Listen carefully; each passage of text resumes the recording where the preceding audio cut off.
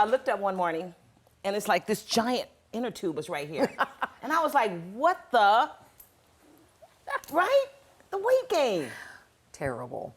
I went to the doctor's several years ago, and the nurse patted my stomach, and she goes, "Are you expecting?" Oh my God. Oh, no, And I said, "I don't know if I should be didn't. insulted." Serious. I don't know if I should be insulted because she thought I was, chubby, or should I be flattered because she thinks I'm young enough to be pregnant? Oh, there you go. So I'm going to take a positive on that. That's a good way to look at it. See, I just experienced the weight gain just recently. I used to work out about 3-4 times a week, and now I joined Orange Theory and LA Fitness, and I'm going 7 days a week, and sometimes I do a double header and do 2 hours, like 1 in the morning, 1 in the evening because of the weight gain, and I'm freaking out like, oh my God, this cannot be happening. I cannot turn into my mother.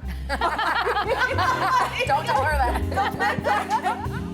Wow, such honesty. Real talk here. We are wrapping up our 5-part series, Take Back the Bedroom, with a frank discussion on sexual health and your sex life and how menopause affects all of it. And it does. It's time to ask the doctor. And of course, our 2 experts are back. They're sexual medicine and board certified gynecologists and our resident sexuality expert. That's a mouthful, Dr. Michael Krychman. And joining him is Dr. Alyssa Dweck, author and board certified obstetrician and gynecologist. By the way, they also co-authored The Sexual Spark. Welcome back to both of you. Thank you. All right, these women, we just heard them. They are gaining weight, they're complaining, menopause affecting it. Dr. Dweck, I get the hot flashes, I get the dryness.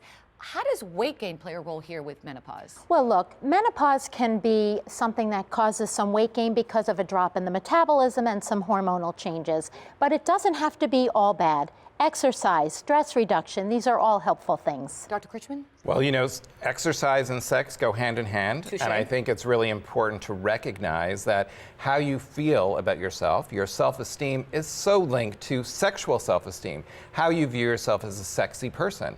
And we really realize that menopause is a variety of different symptoms. Some women have dryness, the hot flashes, some people forget those words, I don't know where I left my keys, or they have trouble sleeping. And again, very impactful symptoms for quite some time as well. And symptoms that can impact your sexual life at home, which you taught me, and studies have shown that a good, satisfying sex life is not only positive, but there's a lot of benefits to it as well, right, doctor? 100%. And we know that sexual health and general health are very much linked. It's not just this emotional connection. We know sex is great exercise. I know that I would rather have sex than be on the treadmill for half an hour. I'm with you there. And of course, we know that people that have good sex lives, less chronic disease, they live longer, healthier lives, less cancer. So a lot of benefits. But there are some situations, Dr. Dweck, where women, unfortunately, people cannot have a good sex life because of medical issues going on. What are those? Right, again, sexual health and general health, they're completely intertwined. High blood pressure, diabetes, depression, cancer, these are all related to sexual health, just like they're related to general health. And don't forget medications. The average menopausal woman takes 3 chronic medications. Wow. Every day, and those can impact desire, arousal, orgasm, and they say orgasm intensity and latency. So menopausal women will say, orgasm used to be thunder and lightning, and now it's the pitter-patter of rain, and you're waiting and waiting with your umbrella and waiting.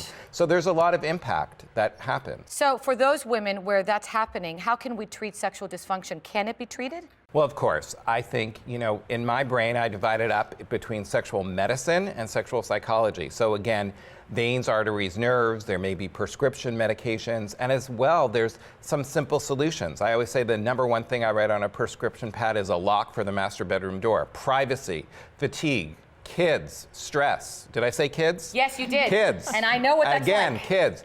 And again, there's simple solutions that you can offer. Things like the Fiera, the Arouser. You can even use moisturizers and lubricants. Safe, effective, non-hormonal products that are easily obtained at the local pharmacy. Dr. Dweck, one that you like? Yes, I happen to really like Lubrigyn, and I consider it to be kind of a system because there's a cleansing lotion, which is very helpful. It really helps with moisture.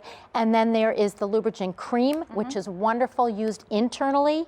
And women have a wonderful result from this. And again, I'd like to stress the non-hormonal aspects of this. And that's huge because, Dr. Krychman, a lot of women are staying away from hormones. Whether it's correct or not, it doesn't matter. It's an individual personal decision to do so. So this is non-hormonal. Of course, and I think it's really important, besides not having hormones, it is very important to recognize what it does have. It has Elastin, which helps with the elasticity, the stretchability, hyaluronic acid, which is very important for moisturizing. So important to read labels, see what is in the product and what is not in the product as well. So read number 1, the sexual spark.